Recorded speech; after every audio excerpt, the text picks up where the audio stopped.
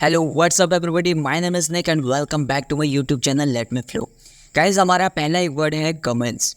ये एक वर्ब है। इसका मतलब होता है किसी चीज़ की शुरुआत करना या फिर कुछ शुरू करना। अब शुरू करने का मतलब ये हो जाएगा कि जैसे कोई भी प्रोसेस है या फिर कोई भी एक्टिविटी है उसका आरंभ करना या फिर उसको शुरू करना। इसका यूज़ तब किया जाता है जब किसी चीज़ की शुरुआत हो रही होती है, चाहे वो छोटे से छोटा काम क्यों ना हो या फिर बड़े से बड़ा इवेंट क्यों ना हो। तो जैसे एग्जांपल है, the tensions between Iran and Israel commenced when Khamenei gave his speech with a rifle in hand। यहाँ पर ये बोला जा रहा है the tensions between Iran and Israel, मतलब ईरान और इजराइल के बीच में जो टेंशन है या फिर जो तनाव है, commenced शुरू हुआ when Khamenei gave his speech, जब Khamenei ने अपनी स्पीच दी with a rifle in hand, अपने हाथ में राइफल लिए हुए। अगला एग्जांपल है the missile attacks commenced as a response to Israel's actions according to Khamenei. तो यहाँ पर ये बोला जा रहा है कि खेमेनाई के अकॉर्डिंग, खेमेनाई के अनुसार मिसाइल्स अटैक जो हुए हैं, वो शुरुआत जो हुई है मिसाइल्स अटैक की as a response to Israel's action, Israel के जो एक्शन हुए हैं या फिर इजराइल की जो कार्रवाई हुई थी उनके जवाब में शुरू हुए हैं। हमारा अगला एक और एग्जांपल देख लेते हैं। He commenced his day with a morning run, मतलब उसने शुरू किया, क्या शुरू किया? हिज डे, अपना दिन, विद अ मॉर्निंग रन, मतलब अपनी सुबह की दौड़ से उसने अपना दिन शुरू किया। हमारा अगला वर्ड है वैंक्विश। ये एक वर्ब है। इसका मतलब होता है जैसे किसी को पराजित कर देना। अब पराजित करने का मतलब ये हो गया कि जैसे कोई भी अपोजिशन है या फिर कोई भी विरोधी पार्टी है उसको पूरी तरीके से हरा देना या फिर उसके ऊपर विजय प्राप्त कर लेना। अब ये जो वर्ड होता है ये किसी वॉर के लिए यूज़ हो सकता है या फिर किसी कंपटीशन के लिए यूज़ हो सकता है। तो यहाँ पर एक एग्जांपल है, Khamenei claimed that Israel will soon be vanquished by Iran. तो यहाँ पर खेमेनाई ने क्लेम किया या फिर खेमेनाई ने दावा किया, क्या किया? That Israel will soon be vanquished, Israel जल्द ही खत्म कर दिया जाएगा या फिर इजराइल जल्द ही पराजित कर दिया जाएगा या फिर उसको हरा दिया जाएगा बाय ईरान, ईरान के द्वारा। नेक्स्ट एग्जांपल है, she felt victorious after vanquishing her fears of public speaking. यहाँ पर इसका मतलब ये होगा कि उसने महसूस किया। शी फेल्ट, क्या महसूस किया? विक्टोरियस। विक्टोरियस का मतलब होता है जैसे कोई पर्सन होता है वो विजयी होता है या फिर विजेता होता है, तो उस पर्सन को विक्टोरियस बोला जाता है। तो उसने विजय महसूस की आफ्टर वैंक्विशिंग हर फियर, मतलब अपने डरों को वैंक्विश करने के बाद या फिर अपने डरों को हराने के बाद या फिर पराजित करने के बाद। किस चीज़ का डर है? ऑफ पब्लिक स्पीकिंग, मतलब सार्वजनिक भाषण देने के अपने डर को या फिर पब्लिक के सामने जो बोलने का डर होता है उस डर को हराने के बाद। एक और एग्जांपल देख लेते हैं, the team vanquish their opponents in the final match. यहाँ पर ये बोला जा रहा है कि टीम ने वैंक्विश कर दिया या फिर टीम ने पराजित कर दिया, हरा दिया, दियर ओपोनेंट्स, अपने ओपोनेंट्स को या फिर अपने प्रतिद्वंदियों को, in final match, final match में। हमारा अगला वर्ड है स्वैगर। ये एक नाउन है। इसका मतलब होता है शेखी बोल सकते हो, एक ऐसा पर्सन है जो शेखीबाज है। शेखीबाज का मतलब आप ऐसा समझ सकते हो कि एक ऐसा इंसान है जो मतलब आत्मविश्वास से भरा हुआ है, और वो जो आत्मविश्वास है वो ओवर है या फिर ओवर कॉन्फिडेंट बोल सकते हो। और ऐसा इंसान वो होता है जिसके अंदर घमंड भरा व्यवहार होता है। तो तब इसका यूज़ किया जाता है जब कोई पर्सन होता है वो अपने ओवर कॉन्फिडेंट और घमंडी तरीके से चलता है या फिर बोलता है, तो उस सेंस में इसका यूज़ किया जाता है। तो जैसे एग्जांपल है, Khamenei swagger with a rifle in hand was meant to intimidate Israel. तो यहाँ पर इसका मतलब ये होगा कि खेमेनाई का जो स्वैगर है या फिर शेखीबाज है खेमेनाई का, with a rifle in hand, मतलब अपने हाथ में राइफल लिए हुए, was meant to intimidate Israel. उसका मतलब ये बनता है कि खेमेनाई की बंदूक के साथ या फिर राइफल के साथ जो स्पीच दी है उस शेखीबाज ने इजराइल को डराने के लिए थी। वो इजराइल को डराना चाहता था, इसकी वजह से उसने ऐसे स्पीच दी। एक और एग्जांपल है, his public appearance after 5 years had a certain swagger of defiance. यहाँ पर एक वर्ड है डिफाइंस, इसका मतलब होता है ललकार या फिर किसी चीज़ के लिए विरोध बोल सकते हो। तो यहाँ पर ये बोला जा रहा है कि हिज पब्लिक अपीयरेंस, मतलब पब्लिक के सामने जो उपस्थिति हुई है या फिर पब्लिक के सामने जो वो पेश हुआ है आफ्टर 5 years, 5 सालों के बाद, had a certain swagger of defines, मतलब 5 साल के बाद उसका जो सार्वजनिक उपस्थिति हुई है या फिर पब्लिक के सामने जो पेश हुआ है उसमें विरोध की एक प्रकार की शेखी थी। इसकी वजह से ये पता चलता है कि उस इंसान के अंदर बहुत ज़्यादा शेखी भरी हुई है या फिर वो शेखीबाज है। एक और एग्जाम्पल है यहाँ पर हमारा, her swagger and the party caught everyone's attention, मतलब हर स्वैगर, उसका जो स्वैगर था या फिर उसका जो शेखीबाज दोस्त था ऐसा बोल सकते हो, एट पार्टी में कॉट एवरीवन्स अटेंशन, उसने सभी का ध्यान अपनी ओर खींच लिया। हमारा अगला वर्ड है विल्ट, ये एक वर्ब है, इसका मतलब होता है मुरझा जाना। अब मुरझा जाना किसी चीज़ को कमज़ोर हो जाना, किसी चीज़ का कमज़ोर हो जाना ऐसे भी बोल सकते हो।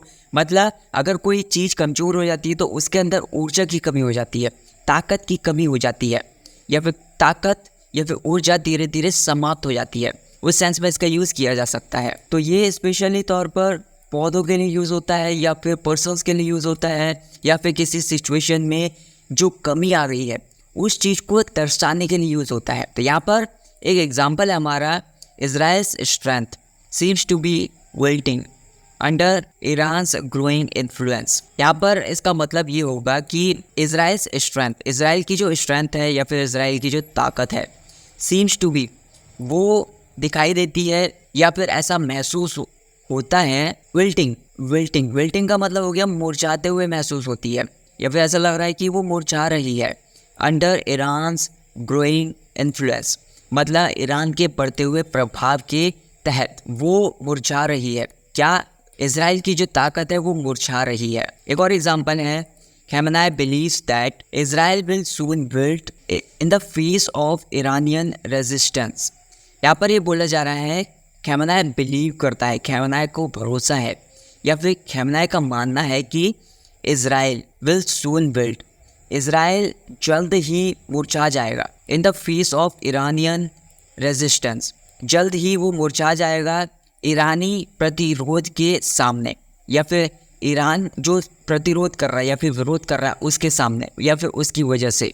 The flowers in the garden begin to wilt due to the scorching heat. यहाँ पर इसका मतलब ये होगा कि the flowers in the garden, मतलब गार्डन में जो फ्लावर्स हैं या फिर बगीचे में जो भी फूल हैं, बिगेन टू विल्ट, वो शुरू हो गए मुरझाने, ड्यू टू स्कॉर्चिंग हीट, मतलब बहुत ही तेज या फिर बहुत ही तपाती हुई गर्मी की वजह से जो बगीचे में फूल हैं वो मुरझाने शुरू हो गए। आफ्टर आवर्स ऑफ वर्क, मतलब घंटों के बाद, I could feel my energy wilting, मतलब मेरी जो एनर्जी है, मेरी जो ऊर्जा है, मैं अपनी ऊर्जा को मुरझाते हुए महसूस कर सकता था उस टाइम पर। अगला वर्ड है हमारा एक्कलेड, ये एक नाउन है, इसका मतलब होता है किसी की जो प्रशंसा होती है या फिर जो तारीफ होती है, क्योंकि एक नाउन है तो तारीफ को या फिर प्रशंसा को आप, अब प्रशंसा का मतलब ये होता है कि किसी के अच्छे काम को या फिर किसी के योगदान को सराहना या फिर उसको पुरस्कार मिलना। अब इसका यूज़ तब किया जाता है जब किसी की जो सफलता होती है, अगर किसी ने कोई अचीव किया है कुछ, तो उसकी उपलब्धियों को लेकर उसका सम्मान दिया जाता है। तो जैसे एग्जांपल हैं, Khamenei received accolades from Iranian citizens for his bold stance against Israel. यहाँ पर इसका मतलब ये हुआ कि जो खमेनेई है उसने प्राप्त किया, क्या प्राप्त किया, या फिर एक्कोलेड्स प्राप्त किया या फिर उसको प्रशंसा मिली या फिर उसकी सराहना हुई, फ्रॉम इरानियन सिटीजन्स, मतलब जो इरानियन के सिटीजन्स हैं या फिर जो नागरिक हैं उनके द्वारा, for his bold stance against Israel, मतलब इजराइल के खिलाफ उसके जो साहसी रुख है या फिर जो उसने करके दिखाया है या फिर जैसा किया है उसने, उसके लिए ईरानी नागरिकों से उसको प्रशंसा मिली या फिर उसकी सराहना हुई। एक और एग्जांपल है, खमेनेई's defiant speech garnered accolades from anti-Israel factions। इसका मतलब ये होगा कि खमेनेई का जो डिफाइंड स्पीच है या फिर विरोधी भाषण दिया है खमेनेई ने, उसने इजराइल के जो विरोधी गुट हैं या फिर इजराइल के जो विरोधी एंटी इजराइल फैक्शन है उनसे प्रशंसा प्राप्त की या फिर उन्होंने बहुत ज़्यादा उसकी तारीफ की। एक और एग्जांपल है, she received many accolades for her performance at the school play. मतलब उसे प्राप्त हुआ या फिर उसको प्रशंसा मिली, बहुत सारी प्रशंसा मिली। She received many accolades for her performance in the school play. उसकी जो परफॉर्मेंस थी स्कूल प्ले में, उसके लिए उसको बहुत सारी प्रशंसा मिली। हमारा अगला वर्ड है हैव। ये एक नाउन है। इसका मतलब होता है किसी चीज का प्रभाव बोल सकते। मतलब जैसे कोई भी पर्सन है या फिर कोई भी चीज है, तो उसका जो महत्व है या फिर उसकी जो शक्ति है, ये तब यूज होता है जब किसी चीज का या फिर किसी पर्सन के पास एक ऐसी क्षमता होती है जो दूसरों से उसको अलग बनाती है। तो ऐसी क्षमता के लिए, ऐसे प्रभाव के लिए हैव टू बोला जाता है। जैसे एग्जांपल है, Iran's growing military have is causing concerns for Israel. मतलब ईरान का जो बढ़ता हुआ सैन्य प्रभाव है या फिर जो मिलिट्री प्रभाव है, वो इजराइल के लिए चिंता का कारण बन रहा है। The international community is closely monitoring the heft of Iran's response. मतलब जो इंटरनेशनल कम्युनिटी है या फिर अंतर्राष्ट्रीय समुदाय है, वो इस क्लोजली मॉनिटरिंग, वो बहुत ही करीब से नजर रख रहा है the heft of Iran's response, या फिर जो ईरान का रिस्पॉन्स है या फिर ईरान का जो प्रतिक्रिया है, उसके प्रभाव पर वो करीब से नजर रख रहा है। एक और एग्जांपल है, his words carried a lot of in a meeting influencing the final decision। मतलब उसके जो वर्ड्स थे वो carried a lot of have. मतलब उसने बहुत ही बड़ा प्रभाव था। मतलब बैठक हुई थी या फिर एक मीटिंग हुई थी, उसमें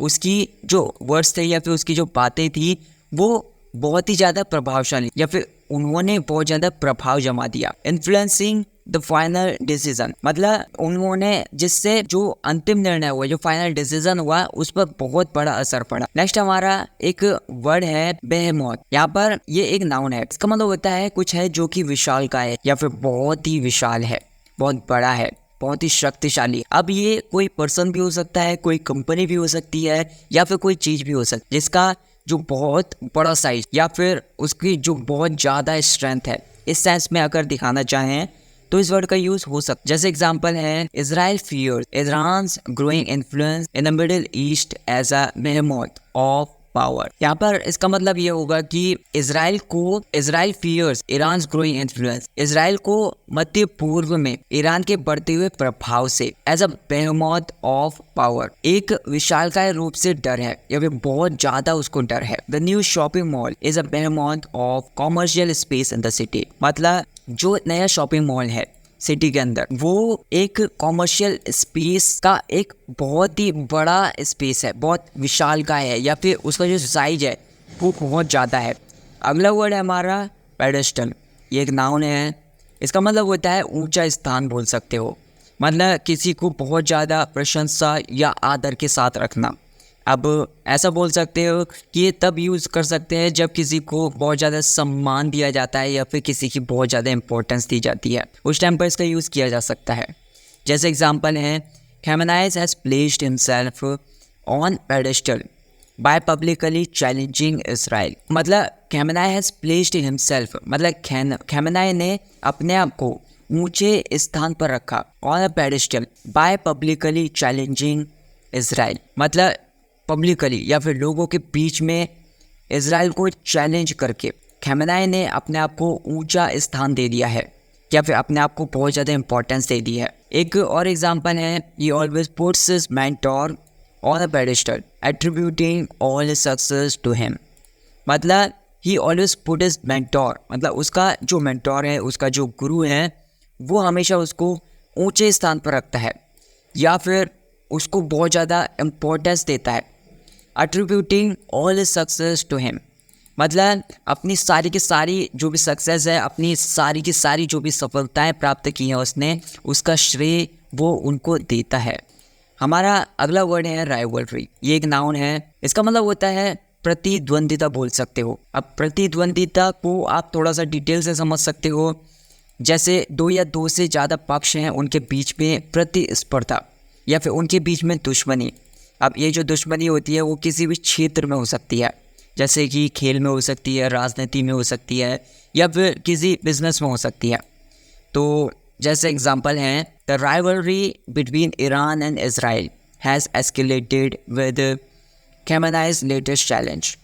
तो यहाँ पर बोला जा रहा है कि the rivalry between Iran and Israel, मतलब ईरान और इसराइल के बीच में जो प्रतिद्वंदिता है या फिर उनके बीच में जो दुश्मनी है, has escalated with Khamenei's latest challenge. वो एस्केलेट हो गई है या फिर वो बढ़ गई है विद Khamenei's लेटेस्ट चैलेंज। जब Khamenei ने लेटेस्ट चैलेंज दिया है या फिर गन पकड़ के जो बहुत ज़्यादा विरोधी स्पीच दी है, उसकी वजह से और ज़्यादा ये बढ़ गई, जो दुश्मनी है वो और ज़्यादा बढ़ गई। हमारा अगला वर्ड है फ्रॉड। ये एक एडजेक्टिव है, इसका मतलब होता है तनावपूर्ण बोल सकते हो या फिर तनाव से भरा हुआ बोल सकते हो। जैसे कोई भी सिचुएशन है या फिर कोई भी एक ऐसी स्थिति है जो गंभीरता से भरी हुई है या फिर वो समस्याओं से भरी हुई है। ये अक्सर एक ऐसी स्थिति को डिस्क्राइब करता है जो आने वाले खतरे या फिर आने वाली कठिनाइयों को दिखाती है। The situation regarding the Isha Foundation has become fraught with tension. यहाँ पर यह बोला जा रहा है कि जो सिचुएशन है ईशा फाउंडेशन की या फिर ईशा फाउंडेशन के मामले की जो सिचुएशन है वो तनावपूर्ण हो चुकी है या फिर तनाव से भर चुकी है। एक और एग्जांपल है, the family has fraught feelings about the daughter's involvement in the foundation were evident. यहाँ पर बोला जा रहा है कि family's fraught feelings about daughter's involvement. यहाँ पर बोला जा रहा है कि परिवार के जो ईशा फाउंडेशन में बेटियों की जो भागीदारी थी, उनकी जो इन्वॉल्वमेंट थी, उसके प्रति तनावपूर्ण भावनाएं साफ थी या फिर वे एविडेंट थी, वो साफ साफ देखी जा सकती थी। नेक्स्ट एग्जांपल है, a fraught environment can lead to a poor mental health. मतलब एक ऐसा एनवायरनमेंट जो तनाव से भरा हुआ होता है या फिर जो मुश्किलों से भरा हुआ होता है, कठिनाइयों से भरा हुआ होता है, can lead to a poor mental health. वो एक मेंटल हेल्थ को प्रभावित कर सकता है या फिर एक पुअर मेंटल हेल्थ को प्रभावित कर सकता है, जिससे मेंटल हेल्थ और ज़्यादा बिगड़ सकती है। अगला वर्ड है हमारा फंक्शनरी। ये एक नाउन है, इसका मतलब होता है आप एक ऐसा पर्सन बोल सकते हो जो किसी संगठन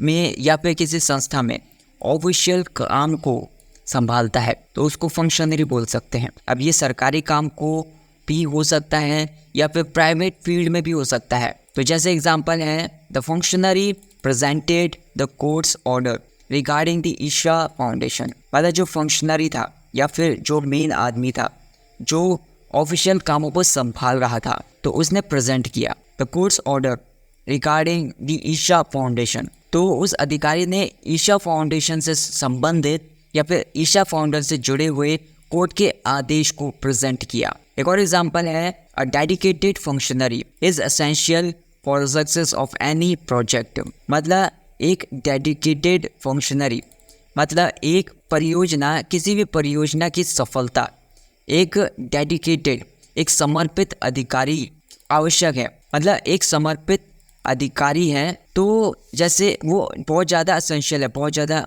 आवश्यक है for the success of any project, किसी भी प्रोजेक्ट की सक्सेस में या फिर किसी भी प्रोजेक्ट के सफल होने में एक जो फंक्शनरी होता है या फिर जो ज़रूरी आदमी होता है वो सारे के सारे इंपॉर्टेंट कामों को संभालेगा, वो बहुत ज़्यादा एसेंशियल होता है। So that's it guys for this video. I hope आपको ये वीडियो पसंद आई होगी। आपके जो भी डाउट्स हैं उन सारे वर्ड्स को मुझे कमेंट सेक्शन में बताइए ताकि मैं उन सारे वर्ड्स को अपने वीडियोस में लूँ और आपके डाउट्स को क्लियर कर सकूँ। तो वीडियो को लाइक कर देना, चैनल को सब्सक्राइब कर देना इसी टाइप की वीडियोज़ और देखने के लिए। Thank you so much for watching this video.